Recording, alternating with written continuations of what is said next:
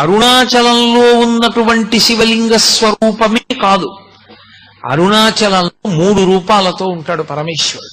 ఒకటి అరుణాచలంలో ఉన్నటువంటి దేవాలయం లోపల ఉన్నటువంటి శివలింగ స్వరూపం ఒకటి, అది ప్రధానమైన లింగ స్వరూపం. 2 అరుణాచలం కొండంతా కలిపి శివస్వరూపం, అది అగ్నిస్వరూపం. అందుకే కృతయుగంలో అది అగ్నిస్వరూపంగా ఒక పెద్ద జ్యోతిస్సుగా వెలుగుతుండేదిట.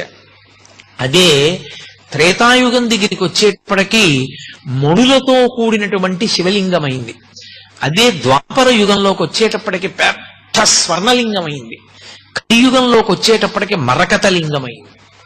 అందుకే ఇప్పటికీ ప్రపంచంలో ప్రఖ్యాతి వహించినటువంటి భూతత్వ శాస్త్రవేత్తలు అరుణాచల పర్వతంలో ఉండేటటువంటి శిలలను పరిశీలించి హిమాలయ పర్వతాల కన్నా కూడా ప్రాచీనమైనటువంటి శిలలు ఇక్కడే ఉన్నాయి, అసలు ఈ భూమండలము ఏర్పడేటప్పుడు అగ్నితప్తమైనటువంటి శిలలతో చల్లారిన కొండ ఈ కొండయే అని నిర్ధారణ చేయబడినటువంటి క్షేత్రం.